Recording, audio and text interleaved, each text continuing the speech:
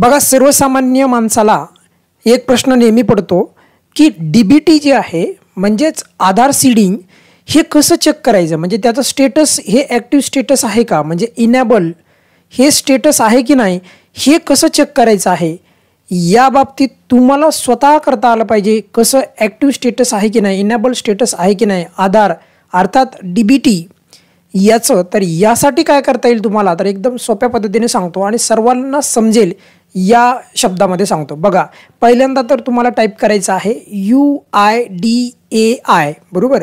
एवढं टाईप केल्याच्या नंतर तुम्ही इंटर मारणार. त्यानंतर तुम्हाला खाली जे आहे यावर क्लिक करायचं आहे. यावर क्लिक केल्याच्या नंतर पुढे तुम्हाला अशा प्रकारे भाषा निवडायची आहे. इंग्रजीला तुम्ही निवडायचं आहे. इंग्रजीला क्लिक केलं. त्यानंतर समोर जे आहे भाषा निवडल्याच्या नंतर तुम्हाला अशा प्रकारचं एक पेज ओपन होईल, बरोबर. आता आपल्याला लॉग इन करायचं आहे, त्यामुळे आपण गेट आधार यामधील दुसरा जो काही ऑप्शन आहे गेट आधार यावरील दुसरा option check your Aadhaar status यावर क्लिक केलेला आहे. समोर जाऊयात आपण. आता बघा, आता आपण लॉग इनच्या पेजकडे जात आहोत. लॉग इनचं पेज ओपन झालेलं आहे. इथे जो अंगठ्याचा निशाण आहे तिथं लॉग इनवर फक्त क्लिक करायचं आहे. आपल्याला क्लिक करायचं यावर. बघा, यावर क्लिक केलेलं आहे मी, बरोबर. आता यानंतर आपल्याला DBTचं स्टेटस कसं चेक करायचं हे सांगतो आहे स्टेप बाय स्टेप. आता इथे जे आहे तुम्हाला तुमचा आधार नंबर, पहिला संपूर्ण आधार नंबर टाकायचा आहे. आता मी इथे तुम्हाला थोडेच डिजिट दिसतील टाकलेले, कारण बाकीचे डिजिट मी हाईड करीत आहे, म्हणजे त्यांना पूर्ण दाखवत नाही तुम्हाला.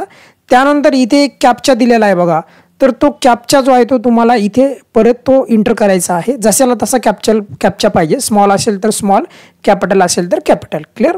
त्यानंतर लॉग इन विथ OTP यावर क्लिक करायचं आहे. मग तुमच्या रजिस्टर्ड नंबरला एक OTP जाईल 6 अंकी. तो OTP जो आहे तुम्हाला इथे इंटर OTP इथे तुम्हाला तो टाकायचा आहे. आपण OTP जो आहे जो मिळालेला आहे आता आपल्याला तो टाकून घेऊयात. बघा, अशा प्रकारे तुम्ही OTP टाकल्याच्या नंतर अगदी सोपं आहे बरं काय सर्वच. OTP टाकल्याच्या नंतर तुम्हाला खाली लॉग इन या पर्यायावर क्लिक करायचं आहे, त्या बटनवर. त्या बटनवर क्लिक केल्याच्या नंतर समोर जे आहे तुम्हाला तुमच्या आधारचं जे काही स्टेटस आहे म्हणजे आधार सीडिंग, क्लिअर, तर ते कसं पाहायचं आहे तर ते स्टेप बाय स्टेप सांगत आहे मी तुम्हाला. क्लिअर.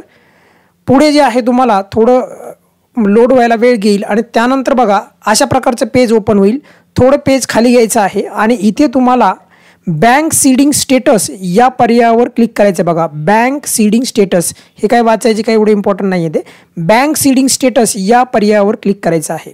बघा, हे झालं आहे. बघा, तुम्हाला इथे जे आहे तुमचं जे काही स्टेटस आहे म्हणजे बँक सीडिंग म्हणजे DBT ॲक्टिव्ह आहे. बघा, ग्रीनमध्ये दाखवत आहे DBT तुमचं ॲक्टिव्ह आहे. बघा, DBT तुमचा ॲक्टिव्ह दाखवत आहे इथे, त्यामुळे तुम्ही काळजी करायची गरज नाही. त्यानंतर इथे तुम्हाला कोणत्या तारखेला तुमचं DBT ॲक्टिव्ह आहे हे देखील तुम्हाला स्पष्ट कळत आहे. सोबतच जे आहे तुम्हाला जे आहे तुमच्या बँकेचं नाव देखील कळतं आहे. पण इथे जे ग्रीन दिसते ना ॲक्टिव्ह स्टेटस म्हणजेच काय की तुमचं जे काही आधार कार्ड आहे तर ते या बँकेसोबत याचं बँक सीडिंग झालेलं आहे, म्हणजेच DBT हे आता इथे ॲक्टिव्ह आहे म्हणजे इनेबल आहे. त्यामुळे आता तुम्हाला काळजी करायची गरज नाही. या व्यतिरिक्त तुम्हाला जर का असे व्हिडिओ हवे असतील म्हणजे जसं की जर मला सर एका बँकेतनं दुसऱ्या बँकेमध्ये कशा प्रकारे मला जे आहे माझं DBT नेता येईल तर त्यावर पण हे आधार सीडिंग जे आहे कसं करता येईल मला वगैरे, किंवा डिससीडिंग कसं करता येईल वगैरे, आपण सर्व बेसिक जे आहेत व्हिडिओ जे येणाऱ्या टायमामध्ये मी तुम्हाला सांगणार आहे. काळजी करायची गरज नाही. मग आता तुम्हाला कळालं का की आधारचं जे आहे सीडिंगचं स्टेटस कसं चेक करायचं आहे. क्लिअर. अशा प्रकारे एकदम सोप्या पद्धतीने तुम्हाला मी माहिती सांगितलेली आहे. धन्यवाद.